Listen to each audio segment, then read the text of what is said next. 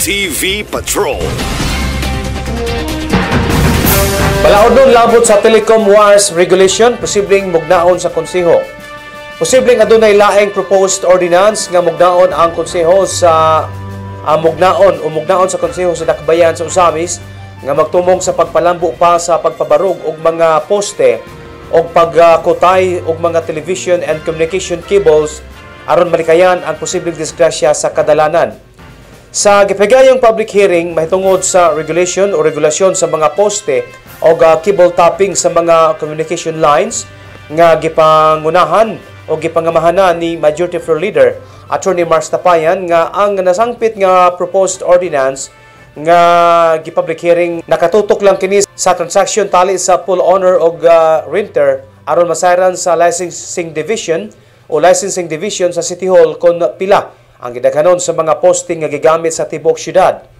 Gidaig ni Attorney Mars Tapayan ang pamahayag ni CDRRMO Head Rico Dundon Guangco Jr. gumikan kay pinaagi sa maong sentimento na hinumduman ang nasinating kahasol nga namugna sa mga telecom cable gumikan kay musangit kini sa mga tag-as nga wing van o mga tag-as usab nga mga container van.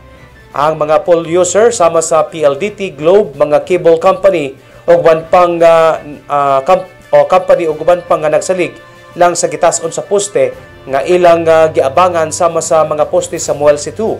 Nagtuo si Attorney Mars Tapayan nga kon makapatuman og ingon ini nga ordinansa ang syudad, mas madugangan ang gitason sa mga poste og mas mutaas pa ang gihabugon sa mga cable lines og dili na maabot sa mga tag-as nga cargo truck. May I suggest again kung diya sa atong ordinansa we place the exact height of the wire na mo traverse sa dalan o the plane can as far as I'm concerned, I know na under the building code of the Philippines ang wire na mo traverse sa dalan dapat 18 feet high, then ang sa the plane 16 feet.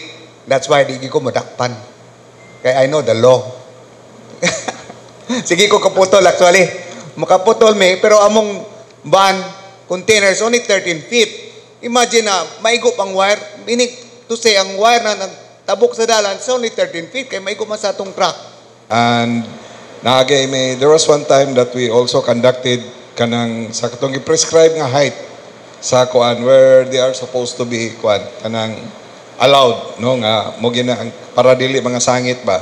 So kana no we are coordinating with them.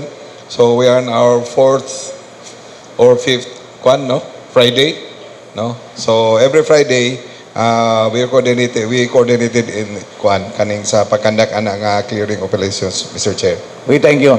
Kining ordinance na regulate lang ni sa issues of wires, cables, no na para dili kay mo daghan bagrabe para atong limited atong ang di na mas bagiti wires, di na mahitabo na. So, kanang mga dangers sa mga poles nga delikado na, it might be another concern, no? So, lahat na basi covered na sa other ordinance. One TV Patrol.